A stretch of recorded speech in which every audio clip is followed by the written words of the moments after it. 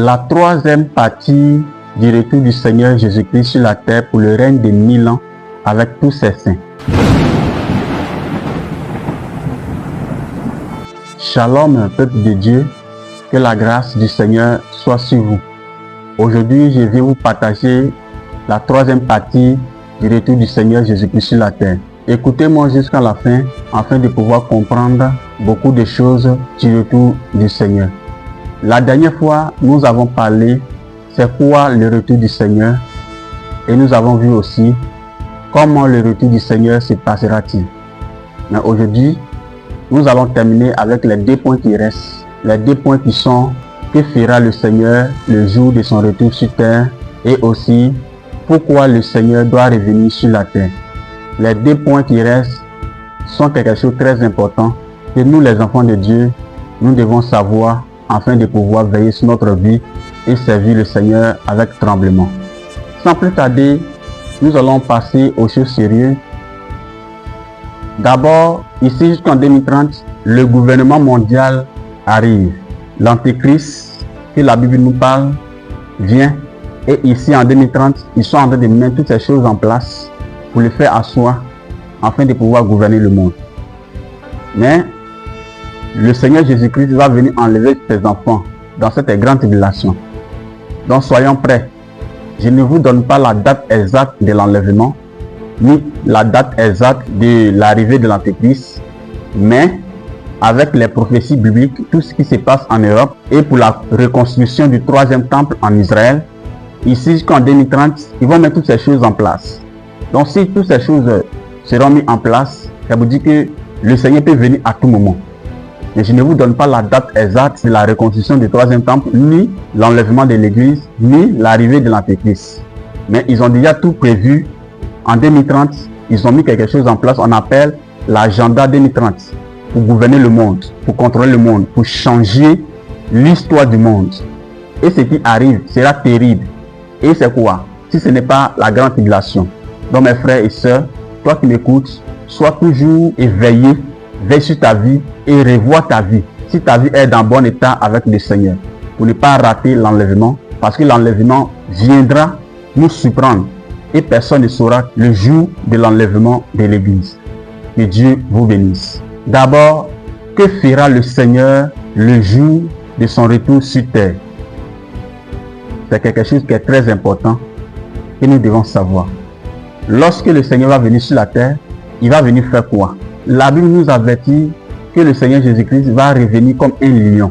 C'est-à-dire, le Seigneur ne reviendra pas comme l'agneau de Dieu pour la première fois, lorsqu'il était sur terre. Mais cette fois-ci, il revient comme un lion. Cela veut dire, il vient non pas pour sauver, non pas pour prêcher la parole de Dieu comme il a fait, mais il vient corriger le monde, redresser le monde, frapper, juger et donner la joie à ses saints, donner le commandement à ses saints, donner le règne à ses saints, nous les chrétiens, pour pouvoir gouverner le monde comme actuellement les présidents commandent dans chaque pays. Quand nous serons sur la terre, le Seigneur va nous donner l'autorité, il va nous donner l'accès de commander comme les présidents actuellement qui commandent chaque pays. C'est ce que le Seigneur viendra faire. Mais lorsque le Seigneur viendra, cet ordre qu'il va nous donner, assez le pouvoir qu'il va nous donner pour commander le monde, ne sera pas comme pour les gouvernements mondiaux actuels. Mais ça serait autrement. Parce que lorsqu'on sera sur terre, on ne viendra pas pour manger, on ne viendra pas pour être riche, on ne viendra pas pour avoir la gloire de ce monde, mais on revient pour redresser le monde, pour juger, pour corriger. Parce qu'actuellement, les chrétiens sont persécutés. Les chrétiens sont maltraités. Donc, le Seigneur revient pour mettre toutes choses en ordre. Pour nous donner l'autorité de commander, de juger. Ce que les gens nous font aujourd'hui, on revient pour les faire la même chose. Et cette fois-ci, pour nous, ça serait plus terrible. Mais ce qui est très important dans le retour du Seigneur, c'est que le Seigneur vient, lorsqu'il sera sur la terre, il n'y aura pas de nuit, c'est-à-dire la lumière de Dieu va faire que on ne va pas connaître ce qu'on appelle la nuit. On va dormir la nuit, on va se réveiller le matin pour aller au travail. Non. Lorsque le Seigneur sera sur terre, il n'y aura pas de nuit. il n'y aura seulement que la journée parce que la lumière du soleil va disparaître et la lumière de Dieu va apparaître, éclairer toute la terre. Comme il est écrit dans ce verset. La lumière de Dieu va éclairer toute la terre et la lumière du soleil va disparaître. Voilà pourquoi il est bien dit qu'avant le retour du Seigneur, le soleil va devenir noir et la lune va devenir du sang. Et actuellement, nous voyons que la lune devient du sang, mais le soleil n'est pas encore devenu noir. Parce que si le soleil devient noir, toute la terre sera dans l'obscurité. Donc voilà pourquoi, à cause des saints, nous qui sommes fidèles au Seigneur, à cause de nous, le Seigneur n'a pas encore frappé le soleil pour que le soleil devienne noir. Lorsque l'enlèvement aura lieu, dans les 7 ans de tribulation, c'est dans 7 ans que le soleil va devenir noir. Les temps vont changer parce que Dieu va frapper les habitants de la terre d'abord. Il va les corriger après l'enlèvement. Il va les corriger un peu. Et nous allons revenir encore pour pouvoir les recorriger encore. Nous allons lire quelques passages dans la Bible pour mieux comprendre ce que je dis. Nous allons lire dans Matthieu chapitre 25, le verset 31 à 32. Amos chapitre 5, le verset 18 à 19. Nous allons lire ces deux versets. Matthieu 25, versets 31 à 32. Lorsque le Fils de l'homme viendra dans sa gloire, avec tous les anges, il s'assiera sur le trône de sa gloire. Toutes les nations seront assemblées devant lui. Il séparera les uns d'avec les autres, comme le berger sépare les brebis d'avec les boucs, et il mettra les brebis à sa droite, et les boucs à sa gauche.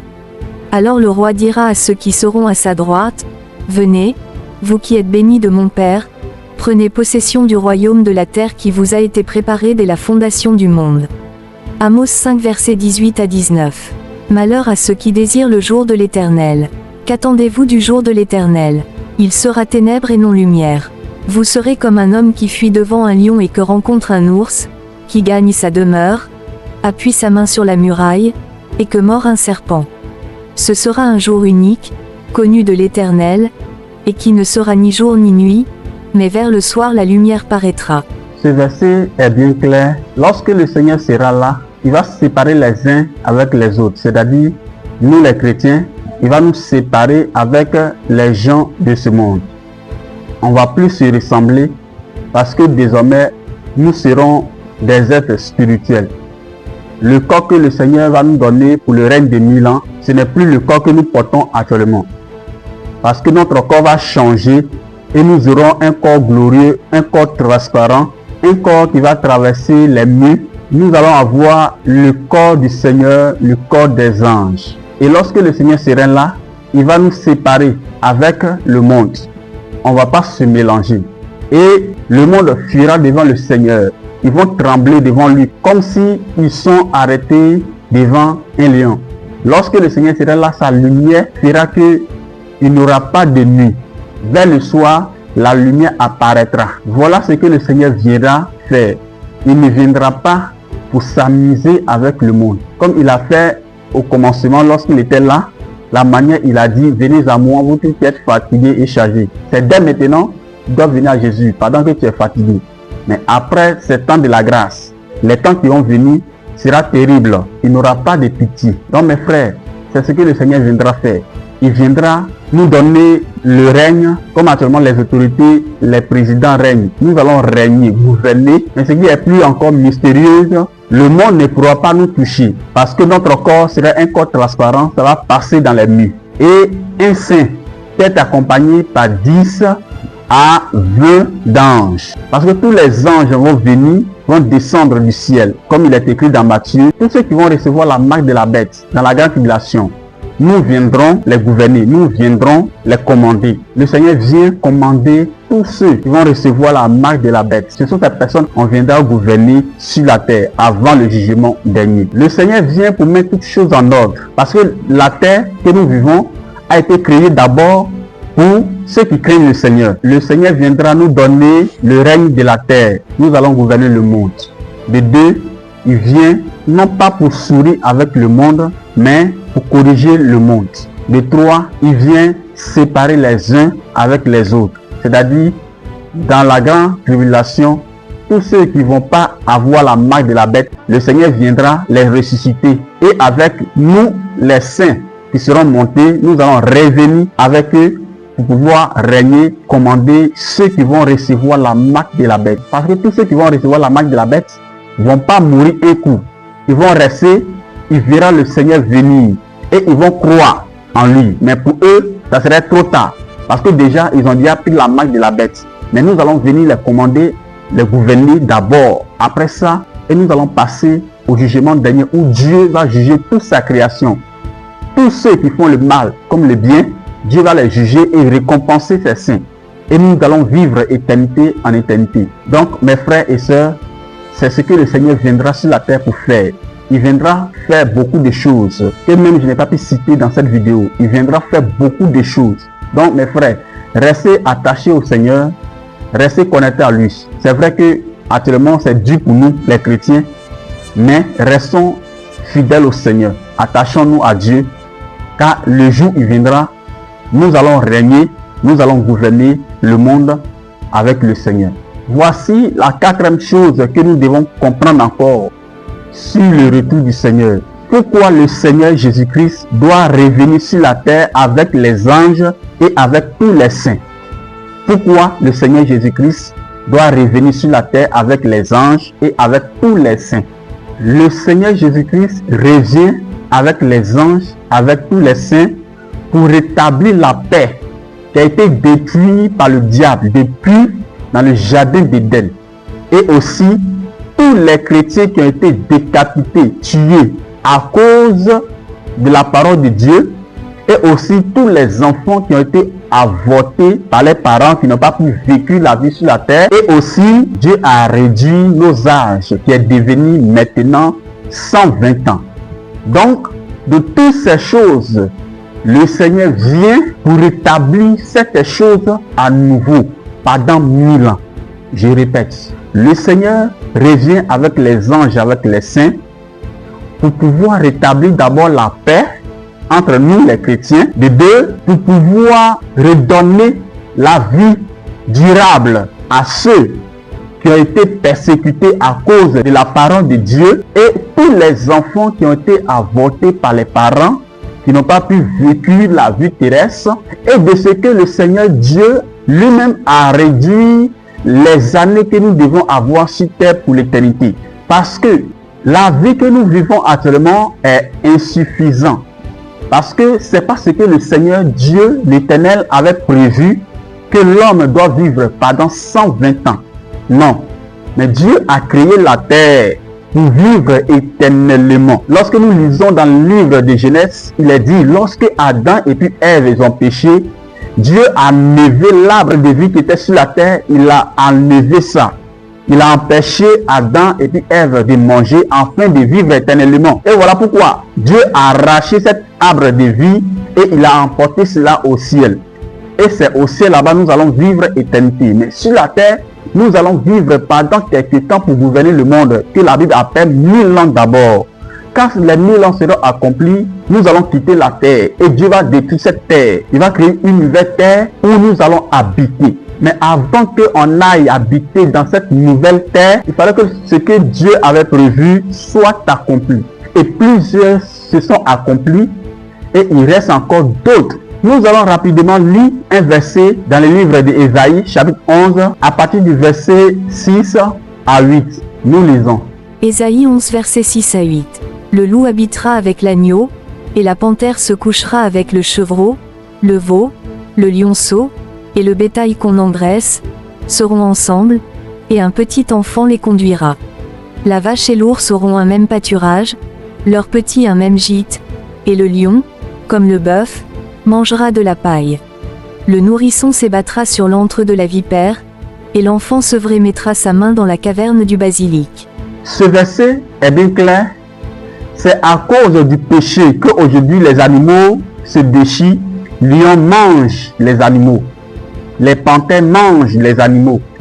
C'est à cause du péché que toutes ces choses sont venues. Donc il fallait que le Seigneur vienne rétablir la paix entre nous et aussi sa création, mais pas avec ceux qui vont recevoir la marque de la bête. Non. Mais quand le Seigneur serait là, à cause de son amour et de sa bonté, il va remplir la terre. Cela va permettre aux habitants de la terre de vivre pendant 1000 ans. Va permettre aux animaux d'être ensemble pour pouvoir manger même nourriture. Si aujourd'hui les moutons mangent les zèbres, quand le Seigneur viendra, les lions aussi mangeront aussi des zèbres comme les moutons, comme les bœufs.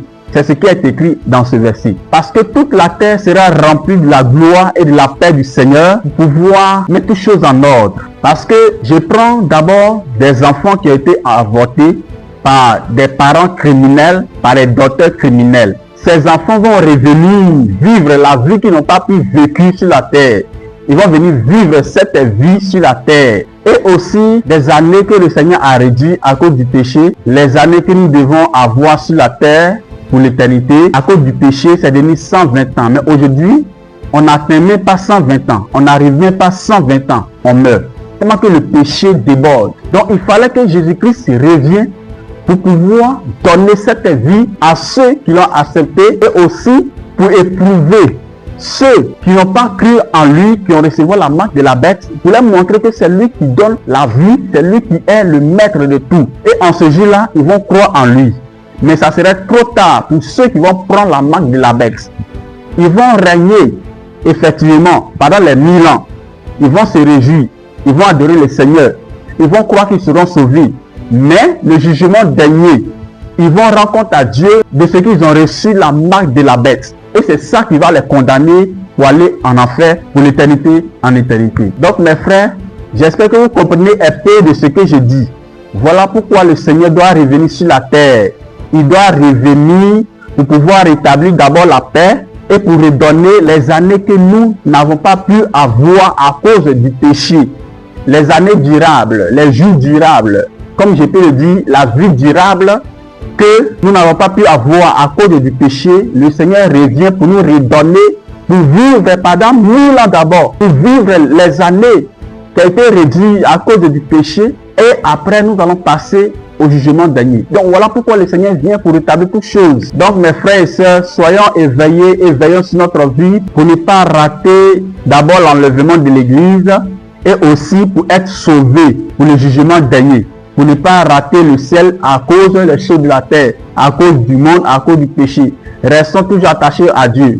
C'est vrai que ce n'est pas facile, mais si nous restons fidèles à Dieu, le Seigneur lui a dit qu'il ne nous laissera pas orphelins. Je crois bien que je vais m'arrêter là pour aujourd'hui. Si vous ne comprenez pas quelque chose de ce que j'ai cité et de ce que vous avez entendu, laissez-nous un message et nous allons vous répondre. Mais n'oubliez pas que les temps sont finis. Si nous vivons actuellement, c'est le temps de la grâce. Dieu nous accorde quelques temps pour l'enlèvement. L'enlèvement va nous surprendre. Restons éveillés et attachons-nous à Dieu. Restons auprès du Seigneur. Même si rien ne va, mais restons auprès de lui. Car c'est lui seul qui donne la vie. Que la grâce et la paix de Dieu soient sur vous. Si le Seigneur le veut, nous allons continuer encore dans les prochains jours qui viennent. Que Dieu vous bénisse. Shalom.